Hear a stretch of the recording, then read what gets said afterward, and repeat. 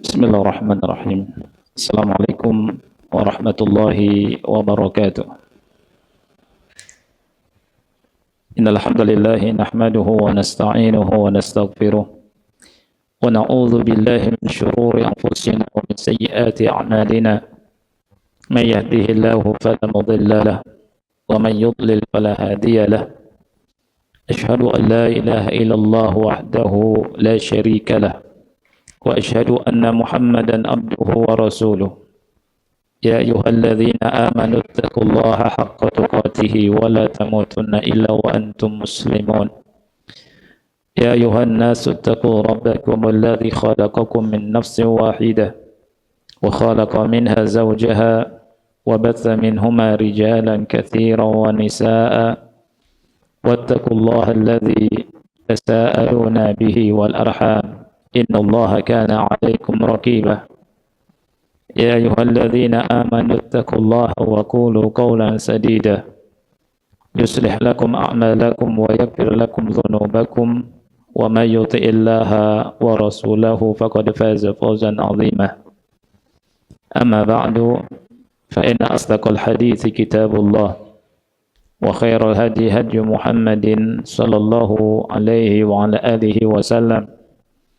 Syarrul umuri muhdatsatuha fa inna kulla muhdatsatin bid'ah wa kulla bid'atin dhalalah wa kulla dhalalatin finnar. Ikhwah sekalian yang Allah muliakan, kembali alhamdulillah dengan izin dan taufik dari Allah kita bisa kembali duduk di majelis ini bersama-sama mencari ridha Allah, mencari pahala, mencari ilmu, karena kita tahu dan yakin bahwa aktivitas ini aktivitas yang mendatangkan rahmat Allah, ridha, pahala, yang dengannya kita berharap Allah angkat derajat kita.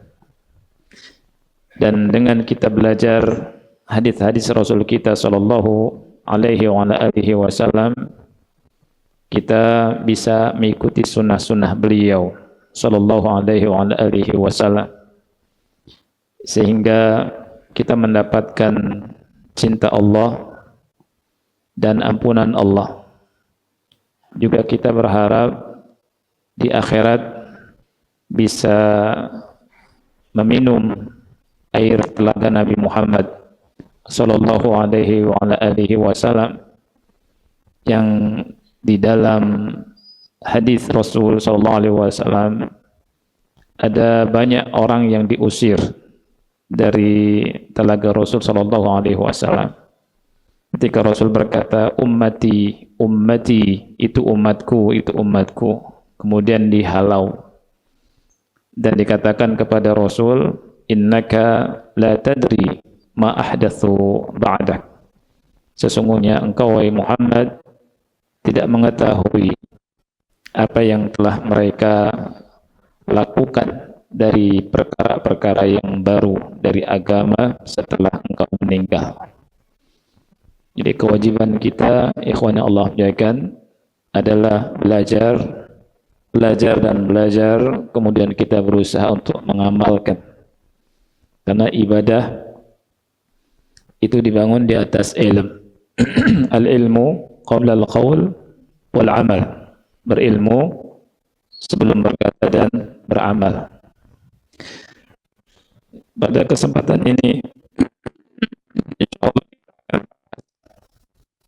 hadis Abu Hurairah nomor 233. Di antum nomor berapa? 223, beda 10 ya. Ini akhir dari bab apa yang dipakai oleh orang muhrim, orang yang melakukan ihram dari pakaian. Semoga Allah Subhanahu wa taala memberikan ilmu yang bermanfaat dan pahala yang besar pada kita semua, karena kita pun teringat dengan perkataan Al-Imam Al-Hasan Al-Basri di mana beliau berkata, babun minal ilmi yata'allamuhu al-mar'u khairun lahu minad dunya wa ma fiha. Satu bab ilmu yang dipelajari oleh seseorang itu lebih baik daripada dunia beserta isinya. Hadis ini merupakan bab terakhir dari itu, ya. Sebelum Anda lanjutkan ini, ada pertanyaan yang ingin Anda jawab. Ustadz, apakah kajian berbayar itu haram? Dan apakah antum berpendapat demikian? Baik. Untuk masalah kajian berbayar atau tidak, ya, membayar ustadz, ini sudah lama diperbincangkan dan ada ikhtilaf di antara ulama, ya. Ada yang mengatakan haram, ada yang mengatakan boleh. Tapi kebanyakan ulama mengatakan boleh.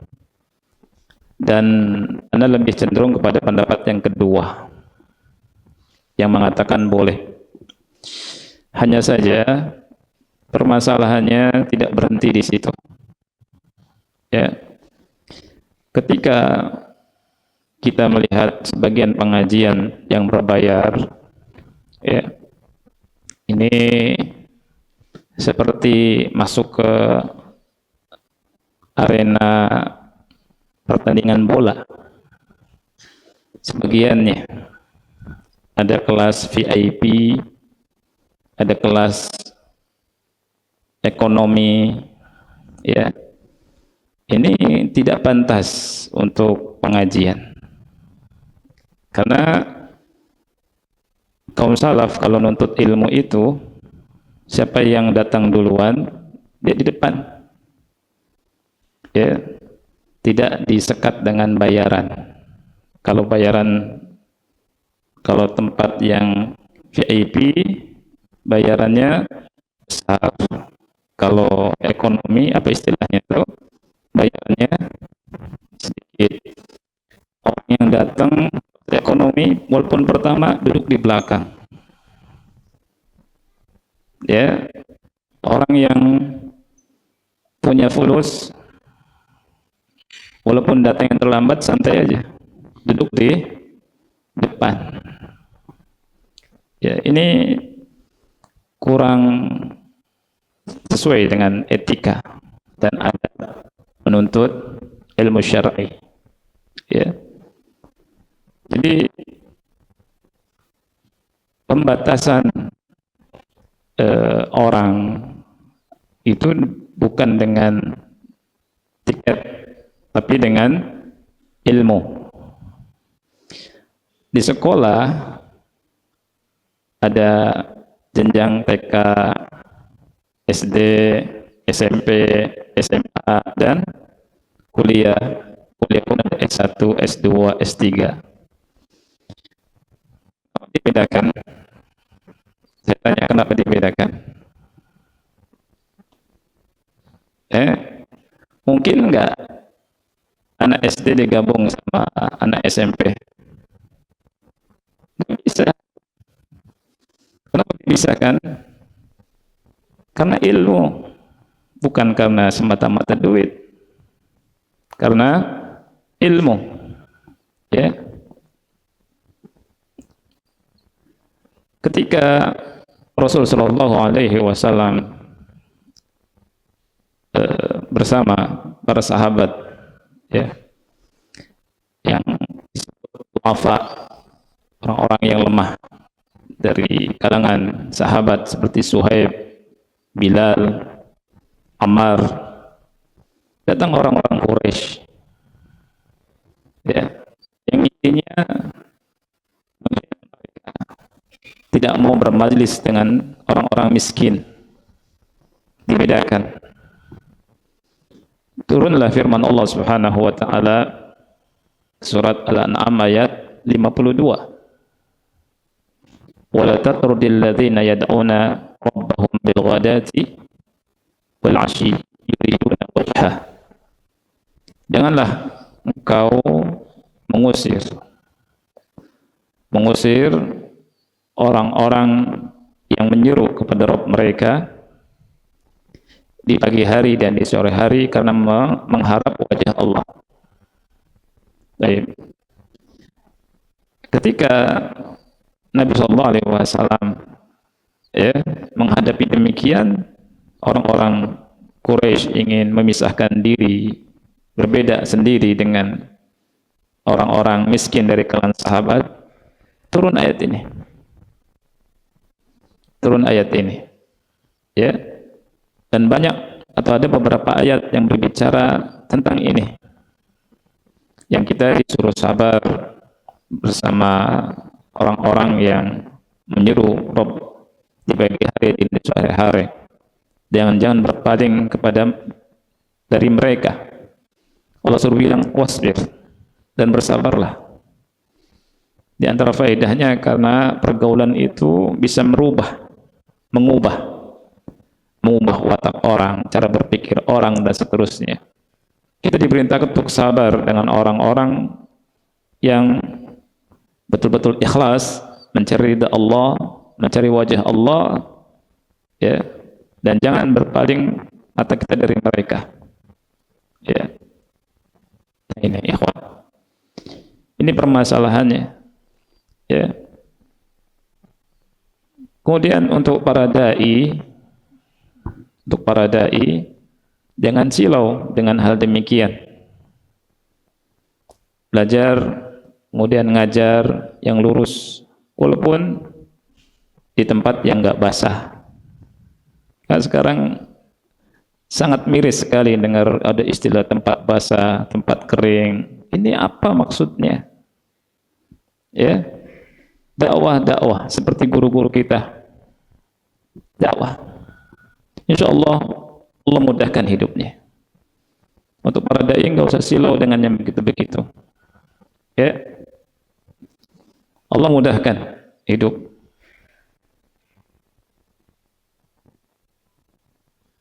Sebagian ulama, ya, sebagian guru kita itu ngajar walaupun enggak digaji. Itu Masya Allah, hidupnya berkah. Ya. Kemudian Allah kasih rizki, kemudian keluarganya istilahnya sekarang menjadi semua. Ya. Nah, itu. Ana dulu teringat dengan perkataan Ustaz Yazid rahimahullahu ta'ala. Beliau bilang ke saya, Kurnaidi, tahu enggak? Dulu awal-awal dakwah, saya dari Jakarta itu naik bus gelantungan, berdesakan untuk dakwah. Habis itu pulang. Jadi begitu. Di Dewan Dakwah juga beliau pernah cerita mobilnya bocor, beresin sendiri, mobil butut. Ya, subhanallah, Allah kasih keluasan untuk para dai sekarang, dimudahkan. Ada beberapa hari yang lalu ditanya oleh salah satu pengajar, ibu-ibu ya, anak ngajar Quran di sebagian tempat, Ustaz, boleh tidak kita kalau baca Al-Quran mengharapkan kemudahan hidup? Kita ngaji Quran ya, kemudian mengharapkan Allah mudahkan hidup kita. Baik, saya bilang boleh. Karena itu merupakan salah satu tawassul dengan amal soleh. Anda sebutkan dalilnya Quran, kemudian sebutkan dalilnya diantaranya 3 orang yang masuk gua tertutup dengan batu. Antum bayangkan orang yang masuk gua kemudian tertutup batu, batunya besar, dorong nggak bisa. Bayangannya apa? Ya, bayangannya apa? Coba antum bayangkan. Antum yang masuk gua itu. Ya, Anda kasih waktu 5 menit untuk dibayangkan. Ya, pasti mati. Makanya mereka bersungguh-sungguh melihat amal soleh. Apa di antara amal soleh nih? Ya, yang bisa menyelamatkan diri, yang dengannya Allah selamatkan mereka. Mereka salah satunya teringat amal soleh, berbakti sama kedua orang tua. Dia pergi ya, jauh, kemudian pulang di malam hari, orang tuanya sudah tidur. Antum bayangkan, kerja, aktivitas, pulang malam, orang tua tidur. Dia biasanya ngasih air susu ke orang tua itu. Kalau kita, bi, bangun, iya enggak? Apa susahnya? Tapi subhanallah, baktinya dia tidak mau membangunkan sampai pagi, dia pegang itu air susunya sampai fajar. Habis itu dia kasih air. Kemudian dia berdoa pada Allah Subhanahu wa taala, dengan keikhlasan ini waktunya bergeser. Ya. Jadi di antara amal bakti sama orang tua ini, masya Allah, kita mendapatkan banyak pelajaran. Ya, orang yang bakti sama orang tua, hidupnya berkah, dimudahkan sama Allah, doanya dikabul. Kemudian kita kembali hadis itu. Selanjutnya, orang yang kedua berdoa juga dengan amal soleh, di antara dengan meninggalkan maksiat, berzina. Orang yang ketiga dengan amanah, dia kasih upah kepada orang yang berhak dari pekerjaannya. Ya, ketika ngasih upah, orang itu enggak ada. Kemudian dia simpan, dia rawat. Kemudian suatu saat datang lagi minta upahnya. Kemudian ambil itu kambing-kambing satu lembah itu. Ya, dikiranya bercanda sama orang miskin ini. Enggak, diambil semua. Ikhlas. Dia berdoa, bergeser batunya, keluar. Ini tawasul dengan amal soleh. Ya. Nah, teringat sebagian guru, ya, sebagian guru itu dengan ngajar, dia belajar, ngajar, dia tawasul sama Allah, minta sama Allah agar Allah mudahkan hidupnya, dan gak minta-minta sama orang.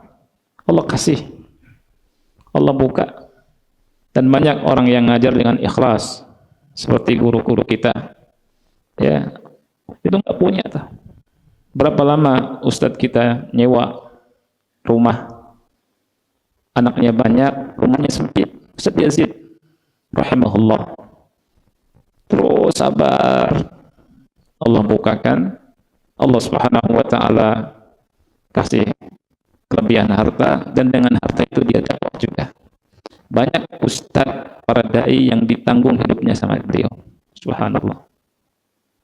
Jadi untuk para dai ini pelajaran bahwa kita jangan silau, ya. Terus kita seadanya ngajar, ya, dan berdoa pada Allah dengan berharap, ya, Allah mudahkan hidup kita, ya. Dan Allah nggak akan menyanyiakan hambanya. Allah subhanahu wa ta'ala akan membela hamba. Jadi ya Allah ini besar. Ya, tugas kita lurus berusaha mengikuti Rasulullah Sallallahu Alaihi Wasallam. Dan syaitan ini pintar sekali untuk goda manusia. Baik, ikhwan yang Allah muliakan, Anda jawab supaya tidak salah paham. Ya, karena permasalahan ini permasalahan yang biasa, ya, dan janganlah kita, ya, ikut-ikutan. Dulu kita pernah serang dakwah orang yang di hotel, zaman dulu sekali, dulu waktu masih belum dakwah sunnah nyebar, ngajinya bayar sekali bayar, itu sangat mahal. Yang diajarkan filsafat, gitu. Bukannya jadi orang beriman, imannya tambah kuat, malah pulang dari pengajian nggak sholat. Itu ada seperti itu sejak dulu. Ya. Nah, kita jangan ikut-ikutan yang begitu. Apalagi zaman sekarang, ya, ekonomi orang susah, ya, orang banyak di PHK. Sepekan yang lalu, akhi, ini betul kisah nyata. Pekan yang lalu datang orang, suami istri depan anak, mau cerai. Dia dibilang keluarganya di ujung tanduk, gitu.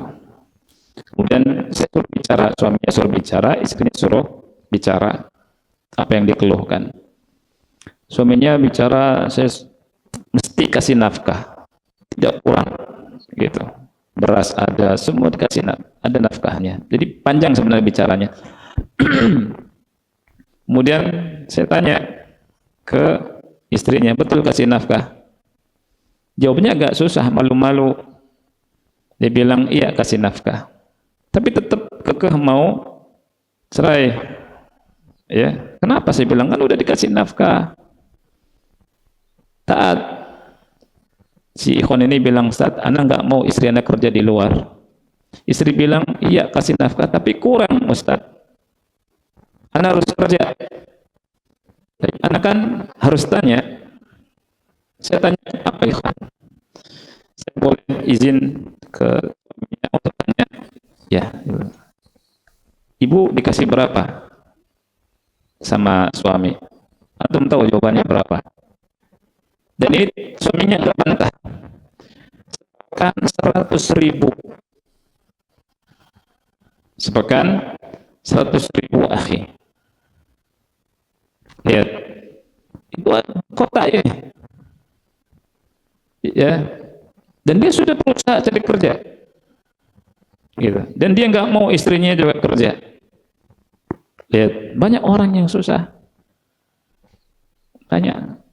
Ana dalam hati, ya, Ana tidak bisa untuk menyuruh mereka cerai, dan nggak mungkin, ya kan? Ana nasihati kepada istrinya untuk sabar, berdoa, bantu suami. Ana nasihati suaminya untuk lebih giat lagi untuk kerja, dan gitu. Ana bilang kalau ada lebih kasih, gitu. Nah, itu lihat fenomena, akhi.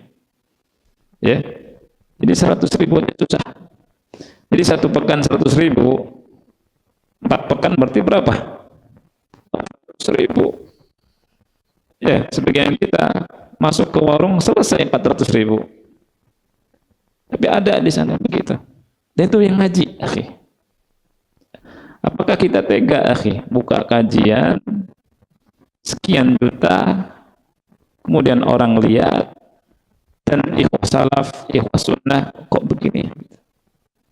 Ya, jadi Allah kan bukan permasalahan boleh atau tidaknya dikasih bayaran guru itu, nggak sampai sini permasalahannya.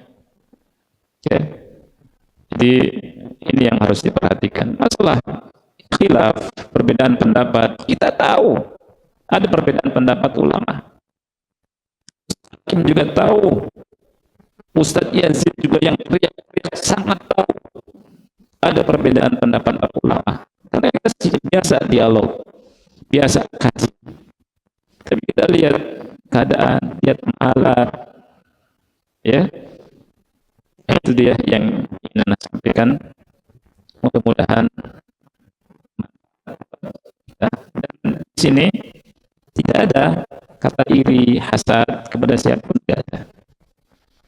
Ya, karena ada sebagian orang ketika membahas masalah ini, hasad sama ini, hasad sama ini, enggak ada itu, enggak ada. Tapi ikhwan Allah ya kan, kita masuk ke hadis 223 ya. An Abi Hurairah radhiyallahu anhu, dari Abu Hurairah, semoga Allah ridai beliau.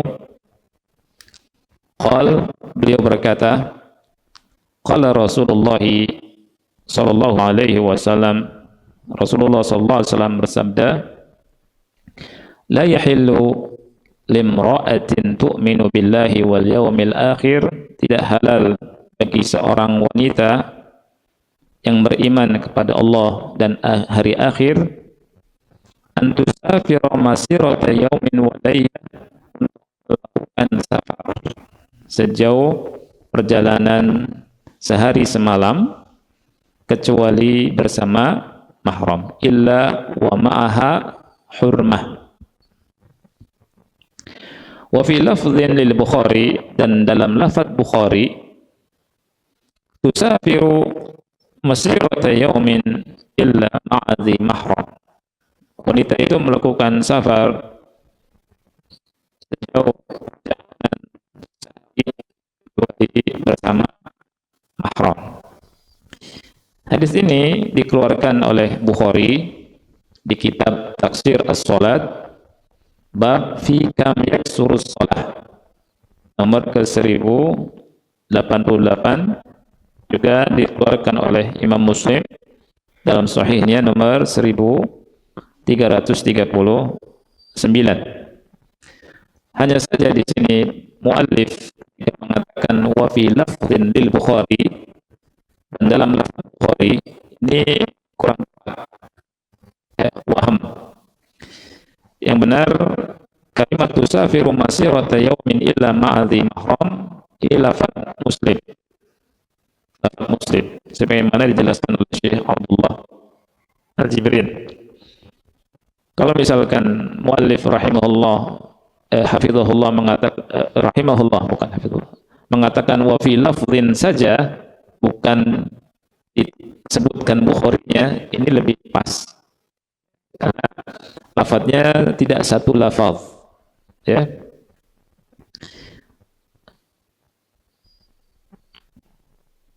Baik. La yahil artinya apa? Tidak halal. Lawan dari halal haram. Ya. Karena kalimat la yahil ini salah satu bentuk bahwa yang dilafadzkan atau yang disebutkan setelahnya menunjukkan tentang keharaman. Tidak halal bagi seorang wanita, wanita di sini anak cucu Adam, ya. Dan wanita di sini tashmalu syabah wal ajuz, mencakup yang masih muda atau yang sudah tua, karena bentuknya nakirah fi siyaqin nafyi, ya. Jadi mencakup baik itu wanita yang masih muda atau sudah tua. Tidak halal bagi seorang wanita tu'minu billahi wal yaumil akhir, yang beriman kepada Allah dan hari akhir. Disebut dengan hari akhir, yakni hari kiamat,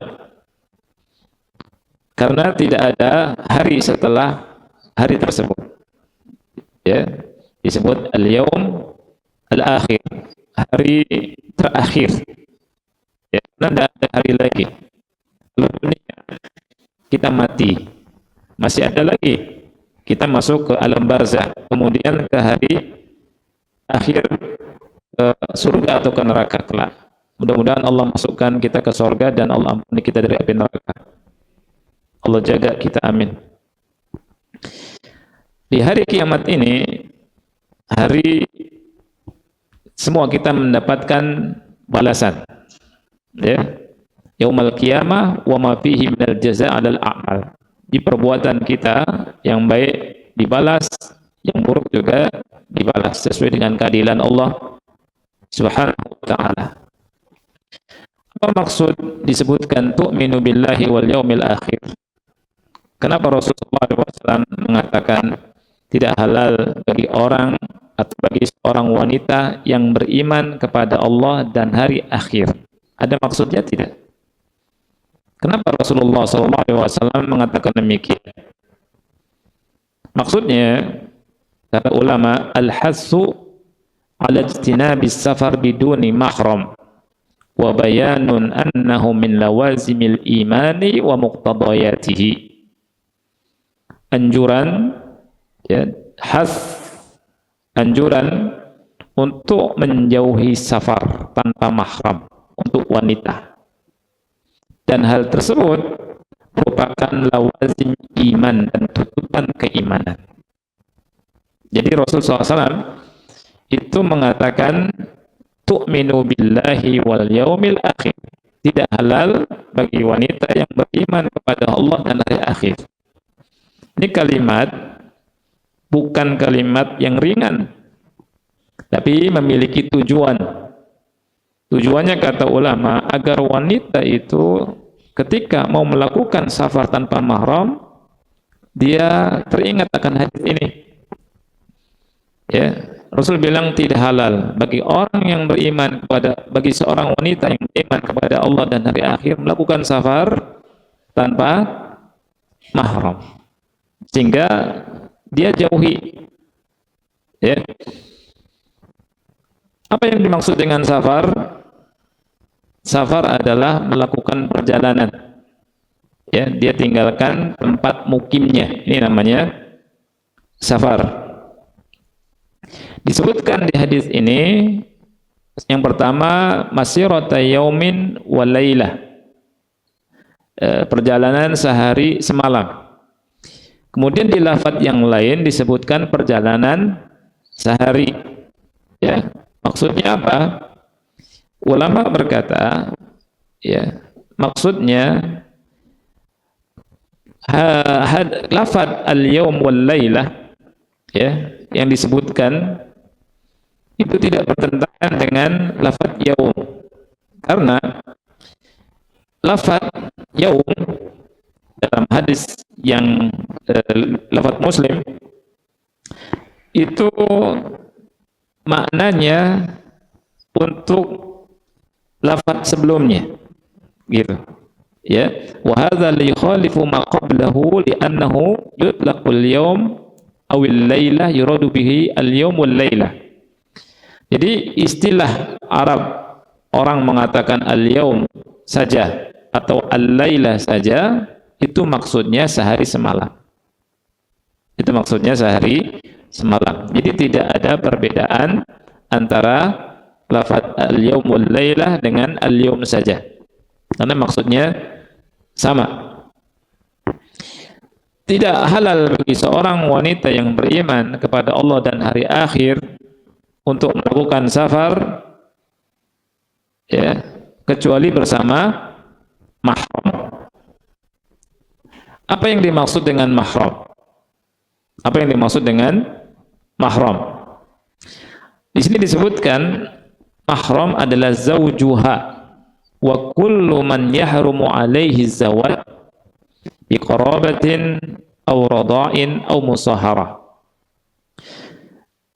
Mahram yang dimaksud adalah suaminya. Jadi suami itu mahram. Dan semua yang haram untuk dinikahi, ya, disebabkan karena kekerabatan atau karena persusuan atau karena pernikahan, hubungan pernikahan, karena musaharah. Ya. Jadi mahram itu mencakup suami dan semua yang tidak boleh dinikahi, ya, disebabkan karena apa? Kerabat, persusuan, atau karena pernikahan. Nah. Dan mahram harus memiliki dua sifat. Mahram memiliki dua sifat. Yang pertama balik, yang kedua akal. Balik dan berakal. Jadi kalau balik itu umur berapa tahun? Di antar cirinya umur 15 tahun, ya, atau sudah bermimpi, ya, itu mahram. Jangan laki-laki sama wanita berduaan kemudian tanpa mahram, atau wanita safar tanpa mahram, ya, atau dibilang saya bawa mahram, dilihat mahramnya bocah umur 5 tahun, ya. Ini nggak benar. Mahram itu sifatnya harus balik atau dan berakal, bukan atau, ya, dan berakal. Ini mahram. Kalau antum bilang ana bawa mahram nih, berapa? Loh, umurnya 5 tahun, bukan mahram itu. Ya, mana ngerti anak kecil. Ya tidak? Baik. Faedah dari hadis yang mulia ini, yang pertama adalah tahrimu safaril mar'ati ma'a ghairi mahram. Haram hukumnya wanita melakukan safar tanpa mahram. Wala farqa baina syabati wal ajuz, dan tidak ada beda antara wanita yang masih muda dengan yang sudah tua. Al-Imam Ahmad itu pernah mengingkari orang yang membedakan antara yang tua dan yang muda. Ada orang membedakan kalau yang muda jangan, yang tua nggak apa-apa. Ya. Ini diingkari sama Imam Ahmad rahimahullah. Bahkan kitab atau penulis kitab Al-Furu' mengatakan hal ini ijma'. Tidak ada beda antara yang masih muda dengan yang sudah tua. Ya. Yang kedua, yadkhulu fil hadis safarul ibadah. Masuk dalam hadis ini safar ibadah. Masuk dalam hadis ini safar apa? Safar ibadah. Ya. Contohnya apa safar ibadah? Yang sedang kita bahas, yaitu apa? Haji. Ya. Oleh karena itu, ya, inilah sebab kenapa muallif memasukkan hadis ini ke dalam masalah haji, kitab haji. Ya. Ini menunjukkan, kata beliau, wa hadza yadullu ala annahu la yajibul hajju 'ala al-mar'ati illa idza wujida laha mahram. Ini menunjukkan bahwasanya tidak wajib atas wanita untuk melakukan haji kecuali ketika ada mahram. Ya. Fa in lam yujad lam yajib 'alaiha al-hajj. Kalau tidak ada, tidak wajib melakukan ibadah haji. Kenapa? Karena ulama li'annaha ghairu mustati'ah. Berarti dianggap wanita itu belum punya istita'ah, belum punya kemampuan. Sedangkan ibadah haji itu ada syarat untuk melakukannya, yaitu apa? Istita'ah. Dalilnya apa? Surat Ali Imran ayat 97. Allah Ta'ala berfirman, walillahi 'alan nasi hijjul baiti man istata'a ilaihi sabila. Man istata'a ilaihi sabila. Atas manusia wajib melakukan ibadah haji lillah, untuk Allah. Ya. Kemudian Allah bilang, man istata'a ilaihi sabila, bagi yang mampu. Nah, ulama bilang, di antara Syekh Muhammad bin Shalih Al-Utsaimin rahimahullah, kemampuan bagi wanita di antaranya adalah harus ada mahram. Kalau tidak punya mahram, berarti wanita itu belum dikatakan mampu. Oleh karena itu tidak wajib haji. Ya. Faedah yang ketiga,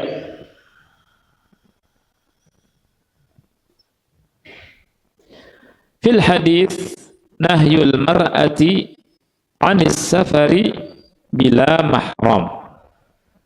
Ya. Di hadis ini, dalam hadis ini ada larangan wanita untuk melakukan safar tanpa mahram.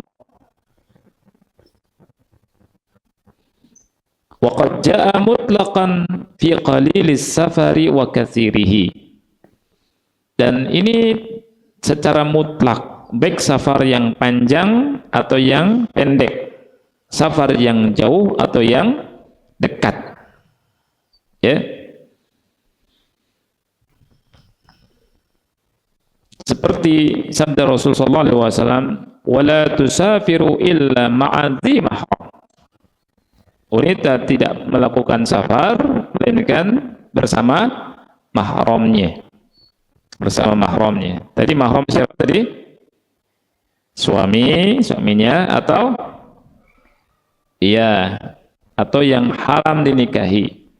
Di zaman Nabi, ikhwan, ada seorang laki-laki, ya, mau perang, laki-laki ini jihad. Dia bilang istrinya mau haji. Rasulullah SAW berkata gimana? Ya, hajilah engkau bersama istrimu. Suruh nemenin istri. Ya, ini menunjukkan bahwa safar haji pun harus ada mahram untuk wanita. Kan ada perbedaan pendapat. Ya, ada perbedaan pendapat banyak. Saya waktu kuliah di Ma'had Ulum bagian Qism Syariah, kita belajar kitab namanya Bidayatul Mujtahid wa Nihayatul Muqtasid. Itu dari kitab wudu sampai akhir bahasan mesti ada khilaf. Mesti ada. Dari kitab wudu, sholat, ya, zakat, puasa, haji, terus sampai zinayat. Setiap masalah ada khilaf. Fihi qaulan, fihi salasat aqwal. Dalam masalah ada 2 pendapat, ada 3 pendapat, dan seterusnya. Kalau ada khilaf, semua masalah ada khilaf. Ya, tapi kita diperintah untuk mengambil mana yang rajih. Jangankan ini, masalah nikah wanita, ya, apakah pakai wali atau tidak pakai wali, ada perbedaan pendapat tidak? Ada. Ya.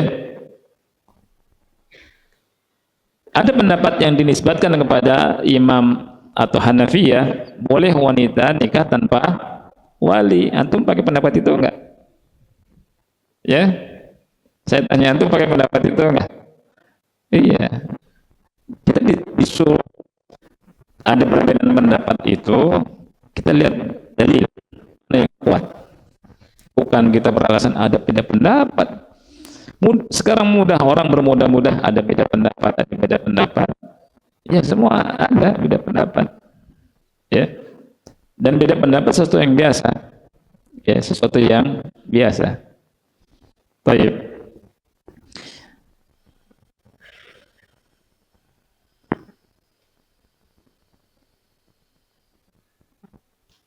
Nah, belum azan kan? Atau udah azan? Berapa menit lagi, akhi? Ya? Berapa? 5 detik lagi. Subhanallah. Ya, baik. Azan dulu ya, nanti insya Allah kita lanjutkan. Insya Allah. Wassalamualaikum Muhammad wa ala alihi wa sahbihi wa barak wa salam.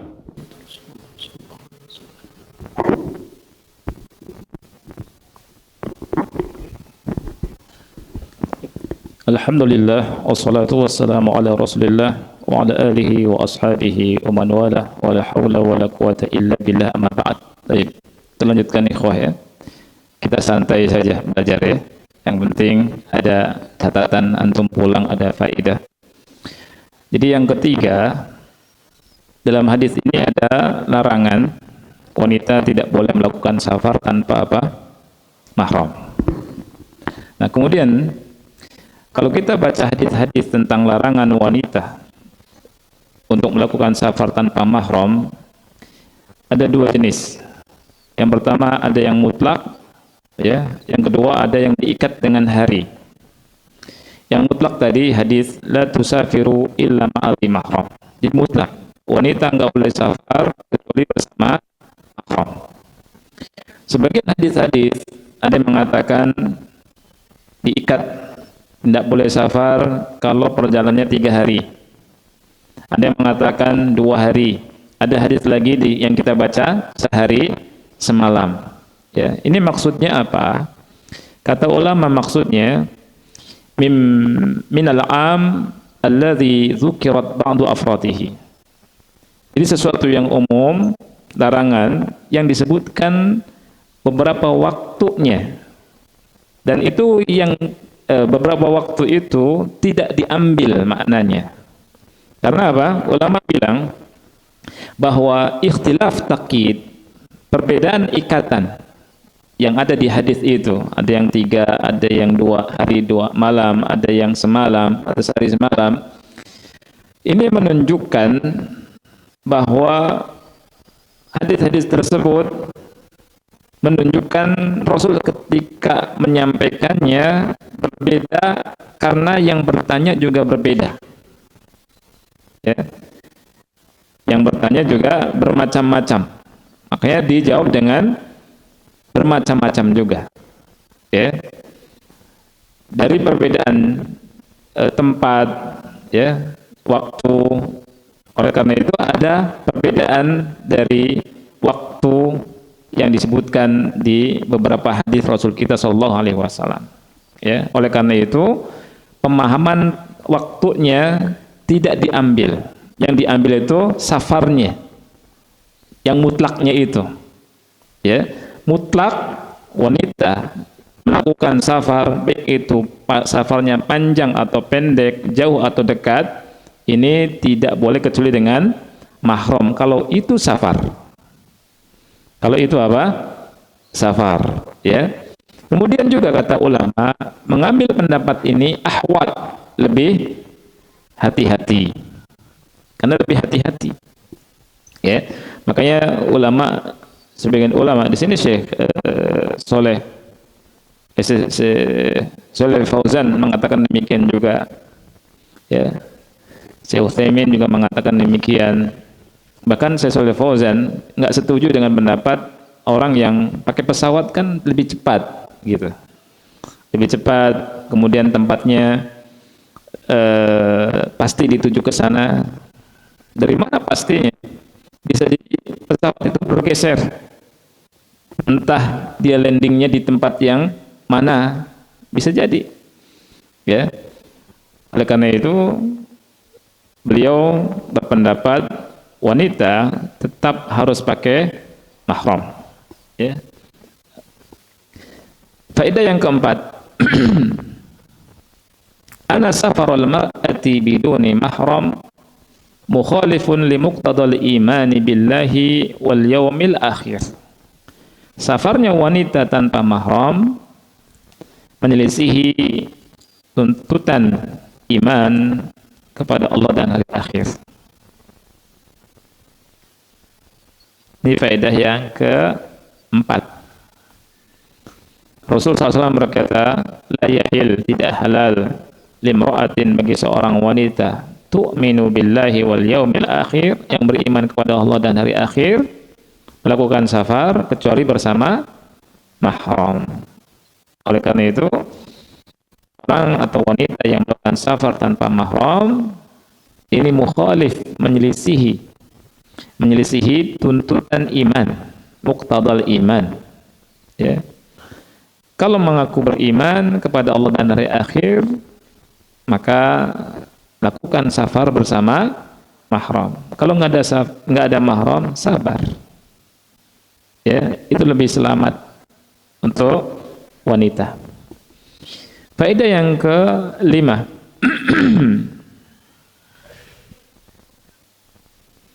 Ishtiratul mahram fi safaril mar'ah dalilun wadihun ala kamali hadhihi syari'ah. Syaratnya mahram dalam safar wanita menunjukkan bahwa Islam atau syariat Islam ini sempurna. Jadi dalil yang jelas akan kesempurnaan syariat Islam kita. Dan betul-betul syariat Islam ini ingin menjaga kehormatan wanita. Lihat, wahirsiha ala saunil a'rad. Jadi syariat kita ini betul-betul ingin menjaga para wanita, kehormatan para wanita. Ya. Wa man'il fasad, dan mencegah kerusakan. Wal mar'atu dha'ifatud dini ghaliban. Ghalibnya, arti ghalib apa arti ghalib? Kebanyakannya, umumnya wanita itu lemah agamanya. Naqisatul aqli, akalnya kurang, Yang bilang Rasul lah, jangan, bukan ana, ya. Hadisnya ingat nggak? Rasul bilang bahwa wanita itu naqisatud din, naqisah akal, naqisatul aql wad din. Wanita itu apa? Kurang akal dan kurang agamanya. Yang bilang Rasul. Iya. Ya kan? Tapi kata Rasul, aku nggak melihat makhluk atau seseorang yang kurang akal dan agamanya bisa menghilangkan akal laki-laki yang kuat. Ya. Nah, itu. Jadi laki-laki itu kalah dengan wanita, padahal wanita ini kurang akal, kurang agama. Subhanallah. Laki-laki di luar itu komandan, akhi. Di rumah cemen. Iya. Menghadapi istrinya, subhanallah. Dan itu banyak. Itu yang Rasul yang bilang sendiri. Ya, kurang akalnya itu terbukti banyak wanita itu. Antum kalau naik mobil nih, jalan sempit, depan wanita ngalah aja udah. Ya, walaupun sudah mepet-mepet, ya, dia tetap aja mepet. Ya. Naik motor, belok kiri, sennya ke kanan. Dikasih tahu dia yang marah. Ya tidak. Kenapa? Iya, polisi takut sama perempuan. Subhanallah, ngalah deh polisi. Ya, itu. Kurang agamanya karena apa? Ya, head. Ya, itu Rasul yang bilang. Disebutkan di sini. Ya, naqisatul aql, kurang akalnya. Kurang akal. Ada masalah langsung gelisah, langsung teriak-teriak. Tantrum istilahnya orang bilang. Ya. Itu. Kemudian layyinatul atifah. Layyinatul atifah. Layyinatul atifah itu perasaan. Ya, lembut perasaannya. Dengan perasaan selesai sudah. Kalah wanita itu. Ya. Quribatul inkhida, mudah tertipu. Wanita mudah tertipu. Ya. Ana pernah kuliah, ada salah satu dosen ana yang cerita ada 4 wanita ditemani sama laki-laki yang jelek, ya, safar. Itu kata wanita-wanita nggak mungkin melakukan macam-macam gitu. Iya, gitu. Safar, subhanallah, sampai terjadi perzinahan dengan 4 wanita itu. Ya, ujungnya. Jadi itulah wanita, mudah tertipu, tergoda, terayu. Ya, awalnya enggak, padahal jelek laki-lakinya, enggak mungkin, gitu. Ya, tapi laki-laki ini pintar, bilang ke yang satu, yang wanita itu, saya melakukan ini loh sama wanita itu. Oh iya, akhirnya 1, 2, 3 kena semua. Na'udzubillah. Ini cerita salah satu dosen anak. Wanita itu qoribatul inkhida', mudah apa? Tertipu. Makanya kalau ada laki-laki yang dikatakan serigala berbulu domba, ini banyak yang tertipu wanita itu dengan ini. Ini harus dijaga. Ya. Wanita itu dikasih sedikit aja sesuatu, tertipu tidak? Tertipu. Ya. Makanya ada wali dalam Islam itu. Ada wali, ada mahram. Ada mahram untuk menjaga wanita, bukan untuk apa-apa. Untuk menjaga wanita, ya. Kemudian qoribatul inkhida, mudah tertipu, yashulut ta'thir 'alaiha wal la'ab bi aqliha, mudah terpengaruh dan mudah dipermainkan akalnya. Makanya di zaman akhir nanti ketika Dajjal itu disuruh ngikat para wanita kita. Ya, ada nggak hadisnya? Ada diikat. Karena apa? Mudah terpengaruh. Dan banyak ngikuti dajjal itu para perempuan, para wanita. Makanya dijaga wanita kita jangan sampai keluar ngikutin dajjalan tuh. Dajjal, subhanallah akhi, itu fitnah terbesar, fitnah sangat besar di akhir zaman. Dajjal itu, antum bisa bayangkan, ya, orang minta hujan, ya tidak, tanah tandus jadi subur, perekonomian di tangan dia makmur. Itu dajjal, ya. Oh, tertipu orang yang akalnya pendek tertipu. Wanita sekarang lihat orang apa namanya lenggak-lenggok kayak banci dari Korea, ya, tertipu akhi, ya, tertipu enggak? Tertipu, ya. Jadi inilah, ya, mudah tertipu wanita itu. Makanya betul syariat harus ditegakkan itu. Kita nggak bermudah-mudah masalah safar, ya. Saat ada ikhtilaf, betul ada ikhtilaf, itu pun ada dawabitnya. Yang masalahnya itu kaum kita ini nggak ngerti dawabit, qawaid yang membolehkan di antara ulama melakukan safar tanpa mahram itu. Itunya dilanggar. Yang ingatnya apa? Boleh safar tanpa mahram. Ada yang membolehkan. Itu yang diingat. Lupa dawabitnya. Ya, sehingga bermudah-mudah. Ya. Walil musafir nafsiyatun taqtadi halas safar, dan orang yang safar itu memiliki kejiwaan tersendiri. Faqad yujad fi safar unasun la yatarafa'una lil fahisha. Ada ketika safar itu manusia yang keji, tidak takut melakukan perbuatan kemungkaran, fahisha, dan banyaknya begitu. Orang kalau di daerahnya sendiri malu, takut melakukan perbuatan yang keliru. Tapi kalau orang itu safar lebih berani. Ya. Ini betul-betul wanita harus dijaga. Wala siyama ma'a adamir raqib, apalagi tidak ada pengawasan. Wa dha'fil iman, iman lemah sekarang.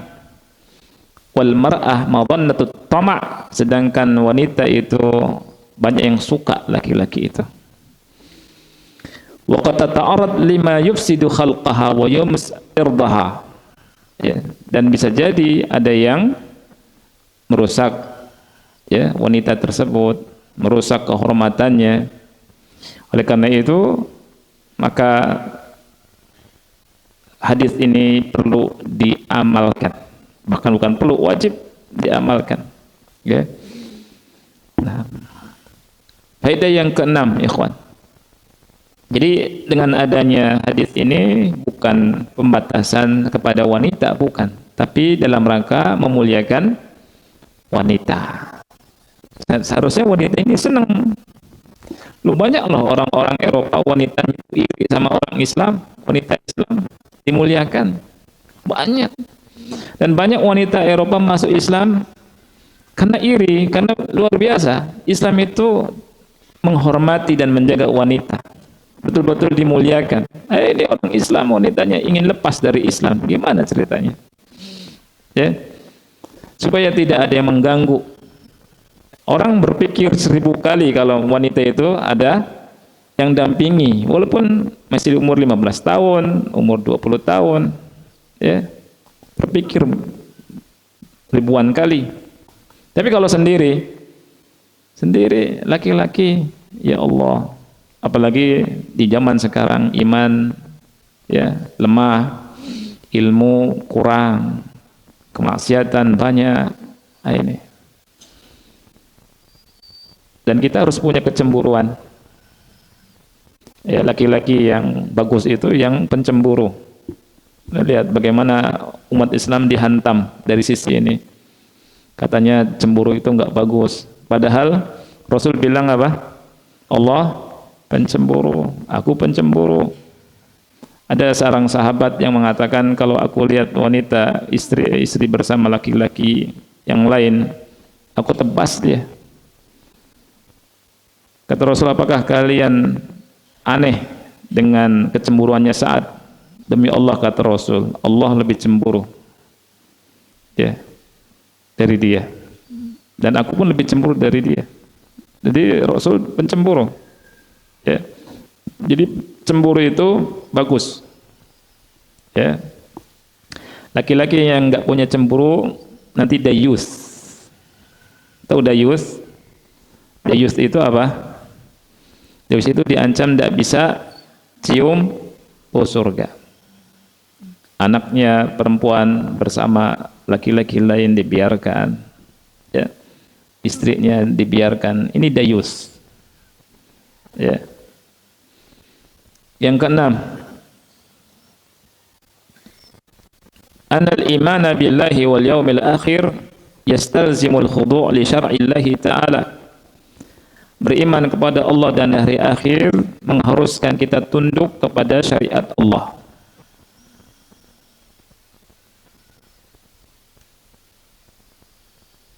Ya. Jadi beriman kepada Allah dan hari akhir mengharuskan kita apa? Tunduk kepada Allah. Karena kita tahu, yakin kan, hari kiamat semua akan dihisab, dimintai pertanggungjawaban. Ya. Oleh karena itu kita harus berjalan di atas Al-Quran dan Sunnah Rasulullah Sallallahu Alaihi Wasallam. Wallahu a'lam bishawab. Ini yang bisa kita bahas, ikhwan. Mudah-mudahan manfaat dan semoga Allah berikan ilmu yang bermanfaat pada kita semua.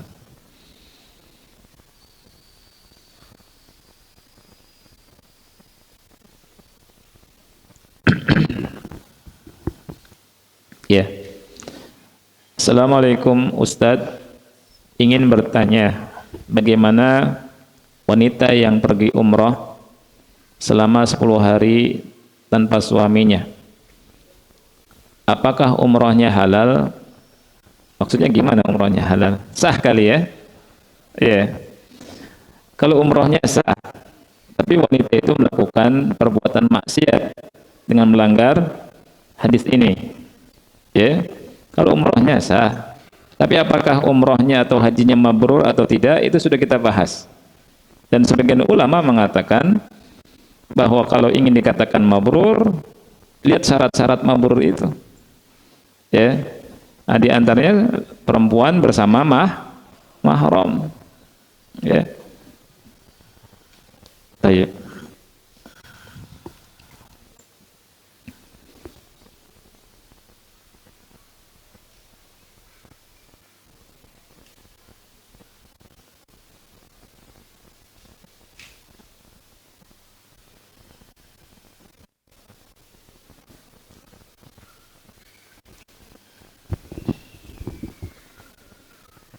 Bismillah Ustadz, ana mau bertanya, bagaimana solusinya? Ini nanya solusi ini.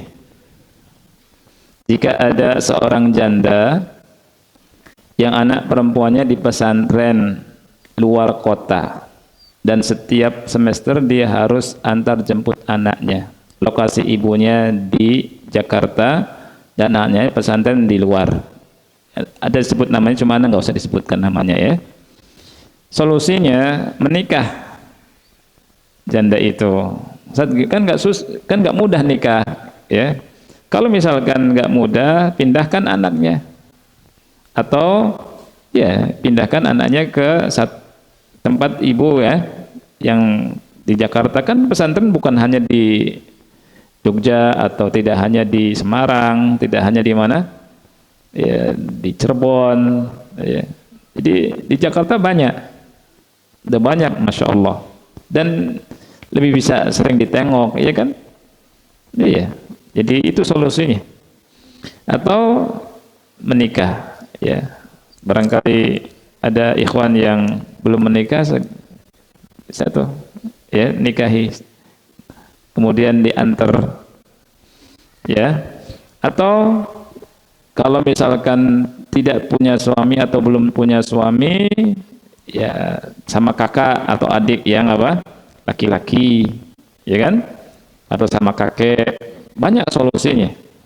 Solusinya banyak sebenarnya, ya kan? Jadi banyak perasaan kayaknya ikhwan akhwat tuh berat gitu menghadapi masalah ini. Ya, jangan dibayangkan beratnya, dibayangkan indahnya. Masya Allah. Nurut, iman sama Allah indah, walaupun keluar harta, nambah ongkos untuk adik, untuk paman, untuk siapalah yang nemenin, itu berkah hartanya. Berkah. Ya. Ketika seseorang mengamalkan syariat Islam betul-betul karena Allah Subhanahu wa taala, berkah insyaallah. Ya. Jadi insyaallah solusi banyak. Jangan dibayangkan apa? Susah dan dibayangkan berat. Enggak. Justru ini menjaga wanita. Menjaga wanita yang tadi disebut gimana? Itu.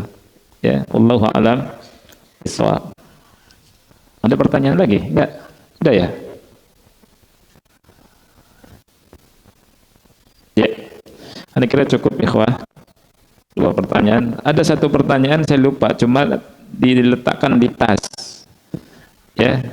Mungkin pekan depan kali kita bahas. Anda kemarin bawa pertanyaan dari sini.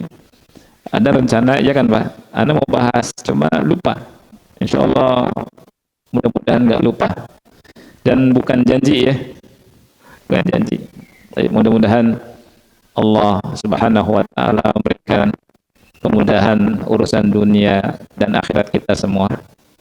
Semoga Allah Subhanahu wa taala membalas apa yang antum sudah lakukan di malam hari ini. Saya yakin antum banyak kesibukan. Ya, liburan bukan untuk kesana kemari tapi untuk ngaji, masya Allah. Ya, mudah-mudahan Allah balas dengan kebaikan, pahala yang besar. Amin. Kita akhiri wassallallahu Nabi Muhammad wa ala alihi wa sahbihi wa barak wassalam. Wassalamualaikum warahmatullahi wabarakatuh.